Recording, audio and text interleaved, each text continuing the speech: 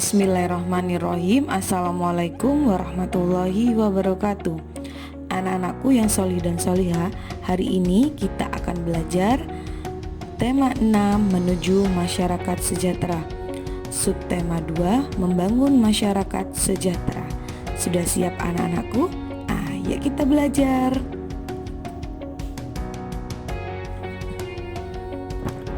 Materi pada tema ini untuk muatan PPKN adalah hak sebagai warga negara Indonesia, muatan bahasa Indonesia, kalimat utama dan gagasan utama dalam teks non-fiksi.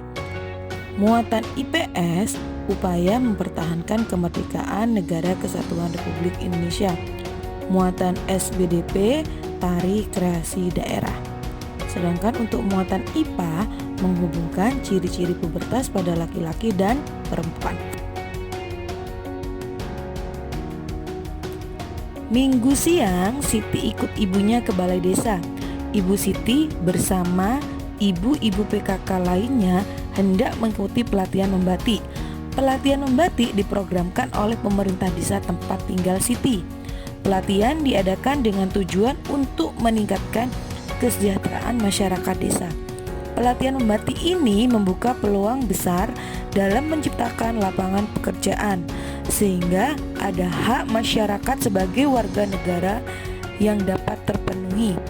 Hak yang dapat terpenuhi yaitu hak atas pekerjaan dan penghidupan layak bagi kemanusiaan. Melalui pelatihan membatik, ibu-ibu PKK di tempat tinggal Siti telah mendapatkan haknya sebagai warga negara Indonesia, baik hak mendapatkan pendidikan, mendapatkan pekerjaan, maupun penghidupan yang layak. Apakah sebenarnya hak itu? Ayo kita pelajari tentang hak warga negara Indonesia. Hak sebagai warga negara Indonesia. Setiap warga negara memiliki hak dan kewajiban. Hak dan kewajiban berjalan seimbang untuk membangun masyarakat sejahtera. Hak-hak sebagai warga negara Indonesia diatur dalam Undang-Undang Dasar 1945. Hak adalah sesuatu yang mutlak menjadi milik seseorang atau sesuatu yang seharusnya diterima seseorang. Hak dan kewajiban warga negara merupakan dua hal yang saling berkaitan. Jika hak dan kewajiban dapat dijalankan dengan seimbang, maka akan tercipta masyarakat yang adil dan sejahtera. Hak warga negara Indonesia ditentukan dalam pasal-pasal Undang-Undang Dasar Negara Republik Indonesia tahun 1945.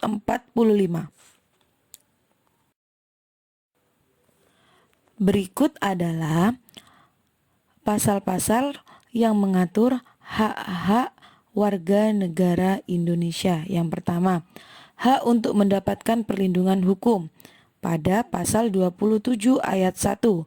Yang kedua, hak untuk mendapatkan pekerjaan dan penghidupan yang layak. Ini pada pasal 27 ayat 2. Yang ketiga, hak untuk ikut serta dalam upaya bela negara pasal 27 ayat 3. Yang keempat, hak kemerdekaan berserikat dan berkumpul serta mengeluarkan pikiran pasal 28E ayat 3. Yang kelima, hak untuk memeluk agama dan beribadat menurut agamanya dan kepercayaannya masing-masing pasal 28E ayat 1. Hak untuk ikut serta dalam usaha pertahanan dan keamanan negara pasal 30 ayat 1.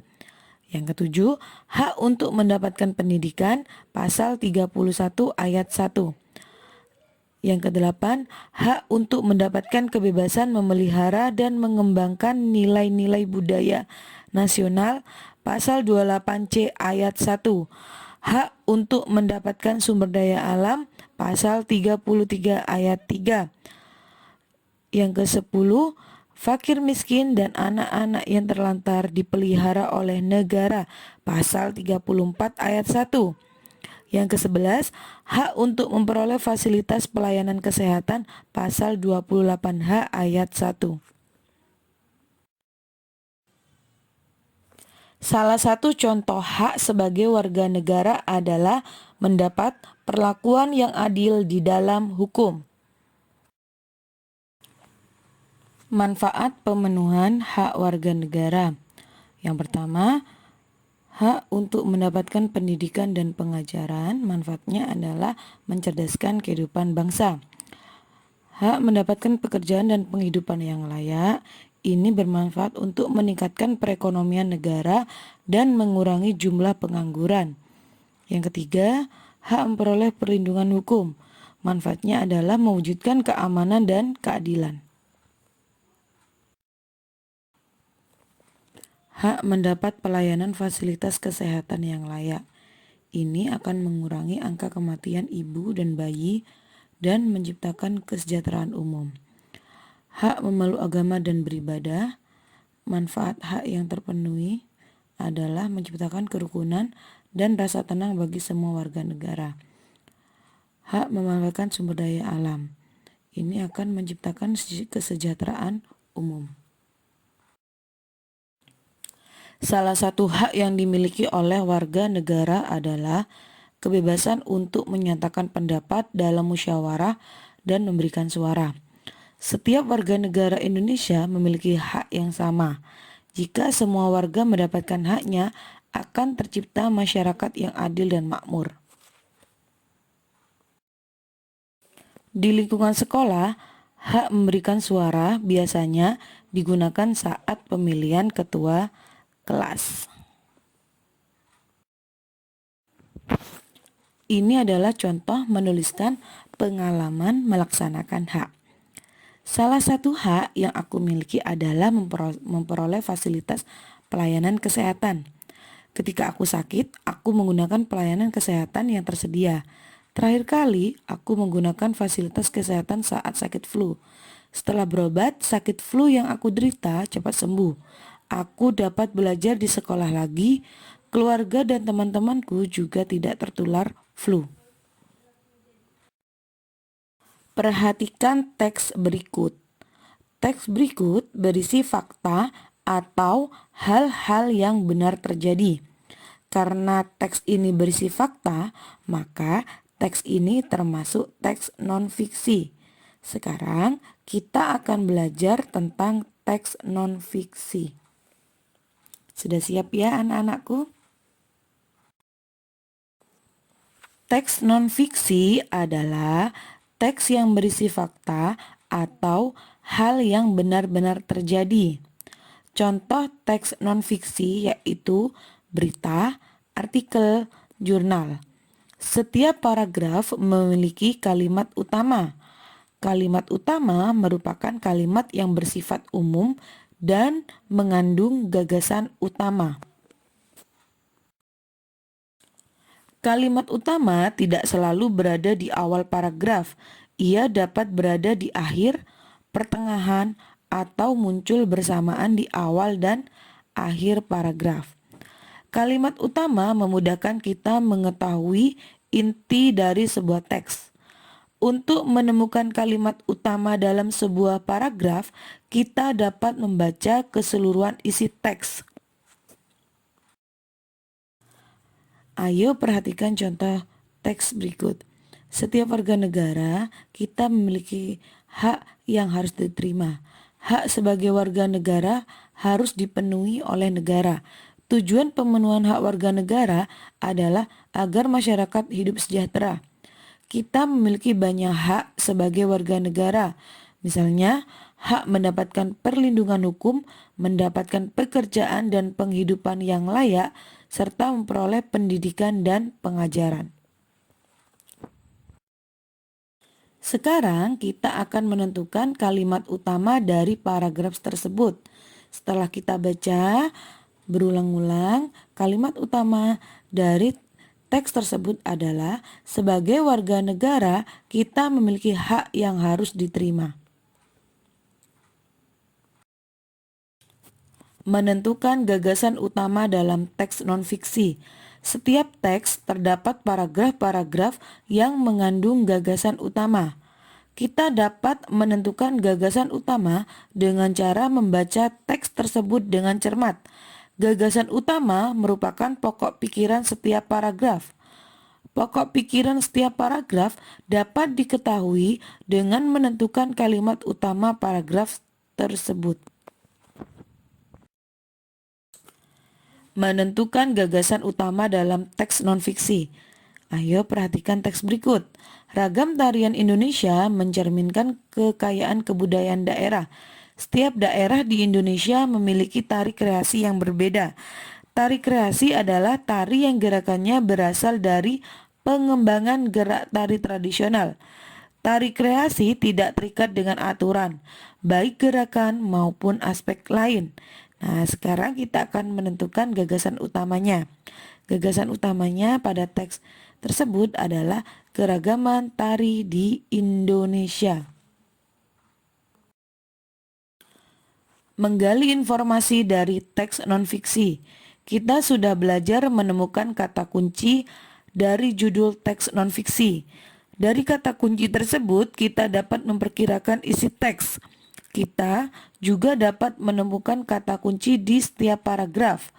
Berdasarkan kata kunci tersebut, kita dapat memperoleh informasi dari teks tersebut. Kata kunci dari sebuah paragraf dapat berupa kata atau ungkapan yang berisi informasi penting.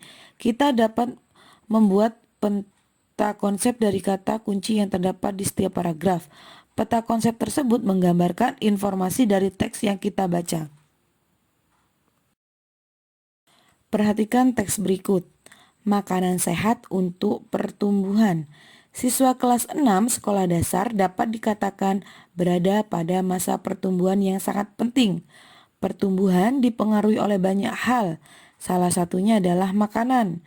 Makanan yang sehat sangat diperlukan untuk pertumbuhan badan.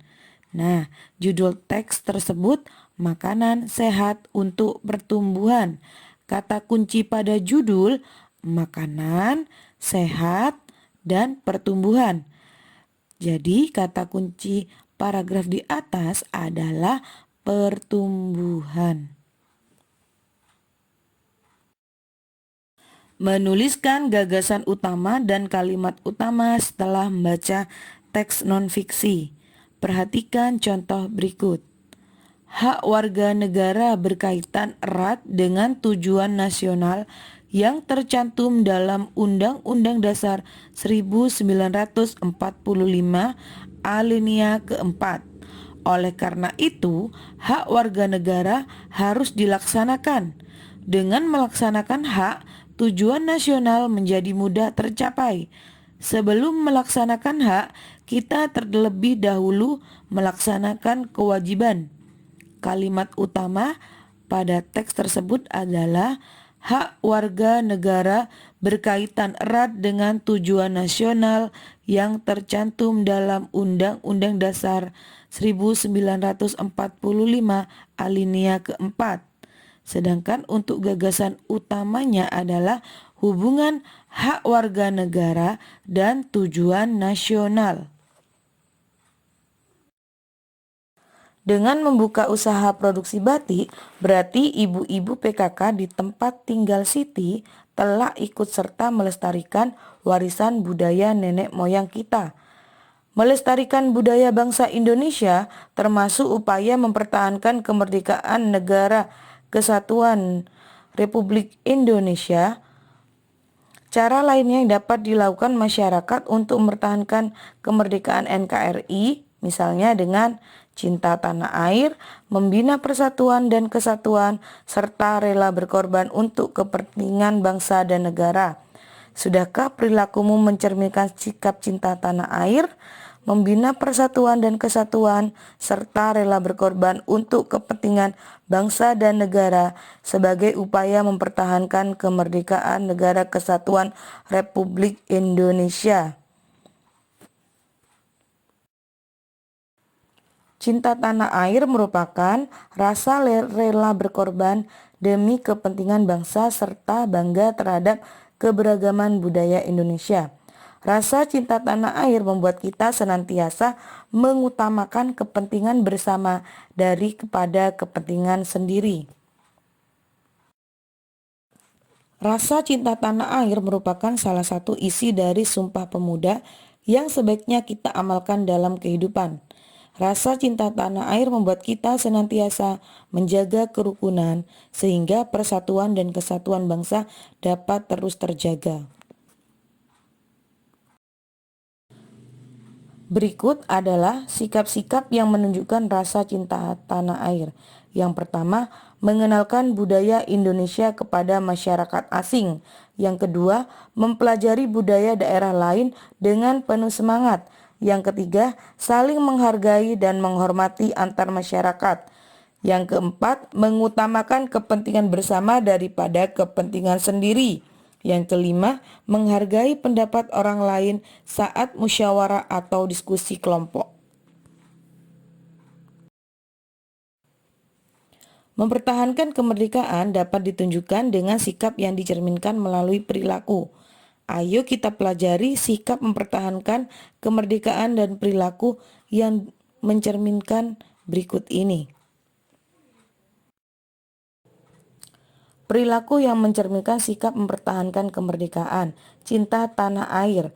Yang pertama, melestarikan budaya bangsa, hidup rukun dan gotong royong, menjaga kelestarian lingkungan, menuntut ilmu dengan sungguh-sungguh, menciptakan kerukunan antar umat beragama. Yang kedua, membina persatuan dan kesatuan. Contoh perilakunya adalah berteman dengan siapa saja, tidak memaksakan kehendak orang lain, membersihkan lingkungan bersama-sama, mau mempelajari kesenian dari daerah lain, menolong siapa saja tanpa membedakan suku. Yang ketiga, rela berkorban. Contoh perilakunya adalah bersedia menolong dengan harta, bersedia menolong dengan tenaga, bersedia menolong dengan pikiran, mau mengalah saat bermain dengan adik, dan membantu tetangga yang terkena musibah. Peran siswa dalam mempertahankan kemerdekaan. Yang pertama, mengembangkan rasa toleransi antar teman.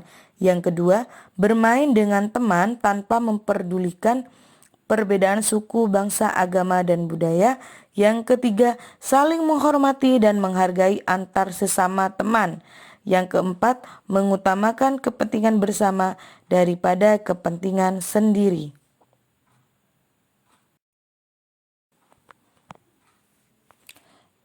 Memperkenalkan karya tari daerah di mancanegara merupakan salah satu contoh sikap yang mencerminkan cinta tanah air.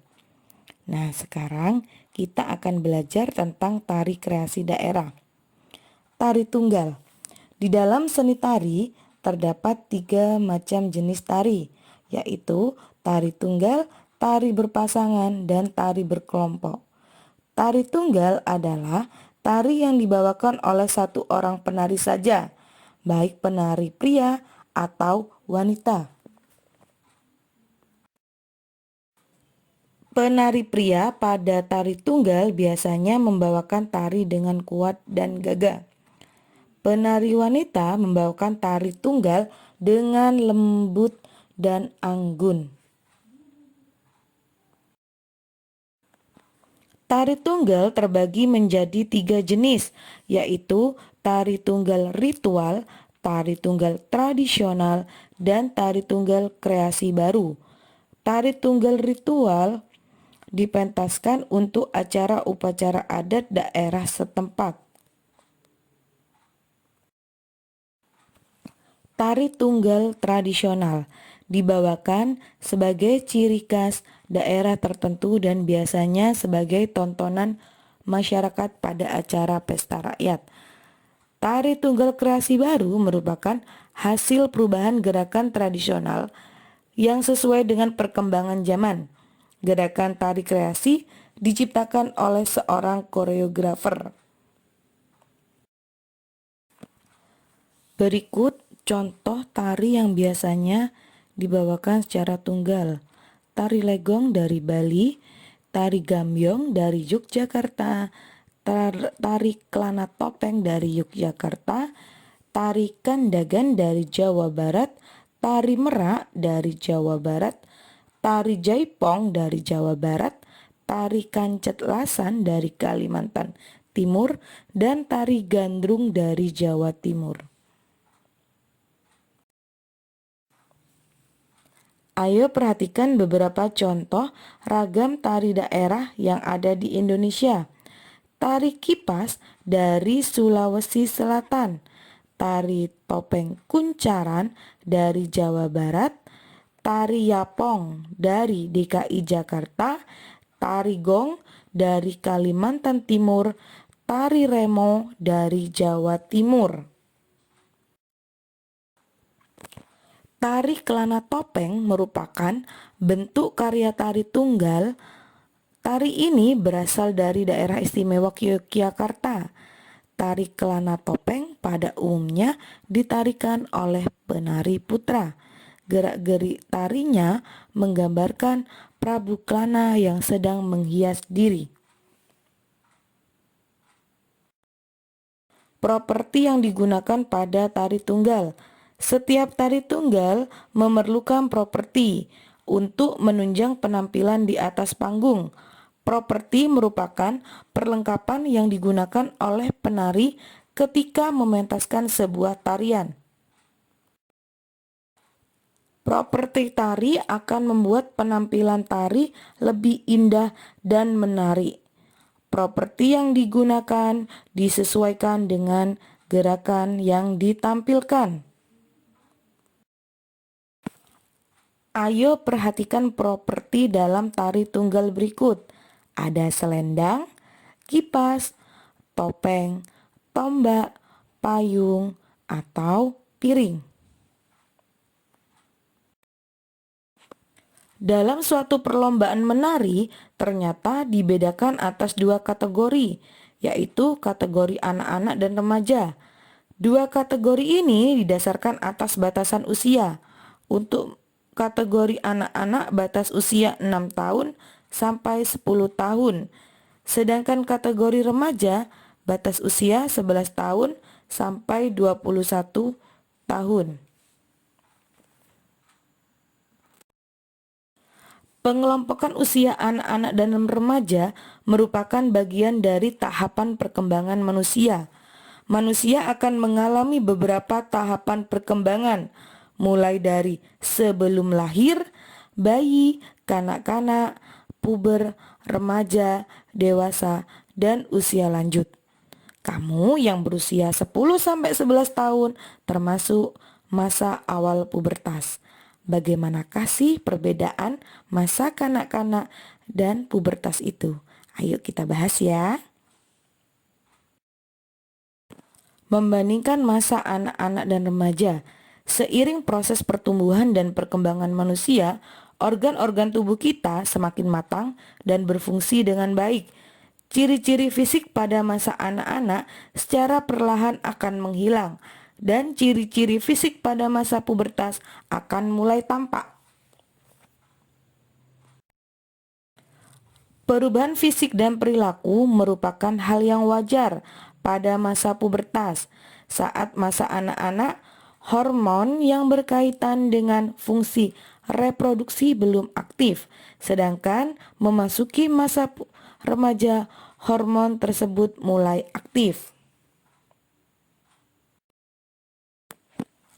Aktifnya hormon terkait reproduksi pada masa remaja menyebabkan organ reproduksi mulai dapat berfungsi dengan baik. Contohnya, remaja laki-laki biasanya mulai tumbuh kumis. Selain perbedaan ciri fisik, juga terdapat perbedaan pola pikir dan tingkah laku antara masa anak-anak dengan masa remaja. Pada masa anak-anak, kita sudah dapat melakukan pekerjaan ringan. Sedangkan memasuki masa remaja, biasanya kita akan lebih mandiri dalam melakukan aktivitas sehari-hari.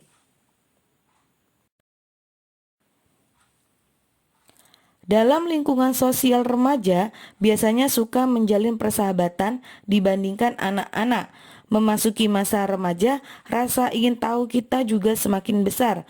Perbedaan pola pikir dan tingkah laku masa anak-anak dengan remaja sangat dipengaruhi juga oleh lingkungan dan pergaulan.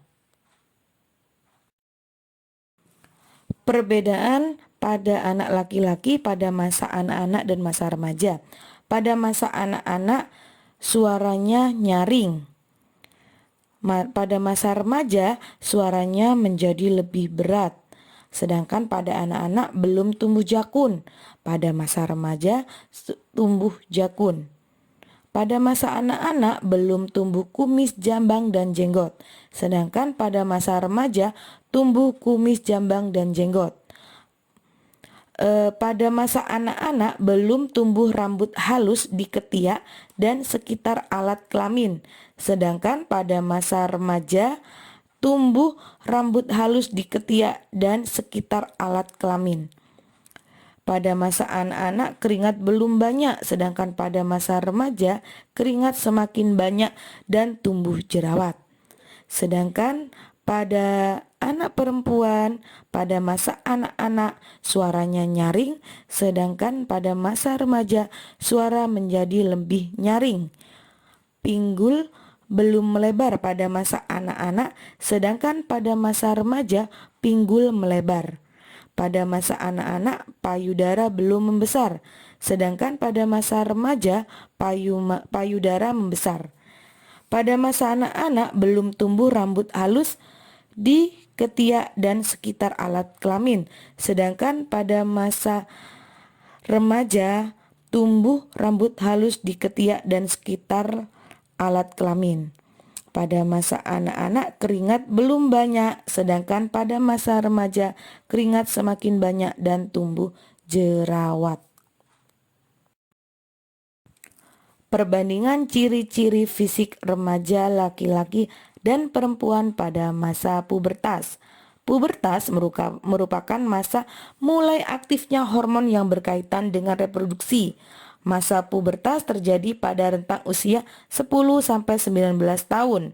Pada masa pubertas, perubahan fisik terjadi pada laki-laki dan perempuan. Perilaku sifat remaja pada masa pubertas. Perubahan perilaku dan sifat terjadi pada masa remaja yang mengalami pubertas. Remaja cenderung mengalami emosi yang berubah-ubah. Emosi yang berubah-ubah merupakan hal yang wajar, namun harus disikapi dengan bijak. Saat menghadapi masalah, tenangkan diri terlebih dahulu dan sebaiknya ceritakan masalahmu kepada orang tua. Peran orang tua sangat diperlukan dalam menyikapi perubahan perilaku dan sifat pada masa pubertas. Persiapan menghadapi masa pubertas. Yang pertama, memilih teman yang baik. Kita harus memilih teman yang baik. Teman yang baik akan mengajak kita melakukan berbagai kegiatan positif. Yang kedua, memilih tontonan yang mendidik. Tontonan di televisi sangat beragam. Kita pilih tontonan yang mendidik sehingga kita bisa mendapatkan ilmu.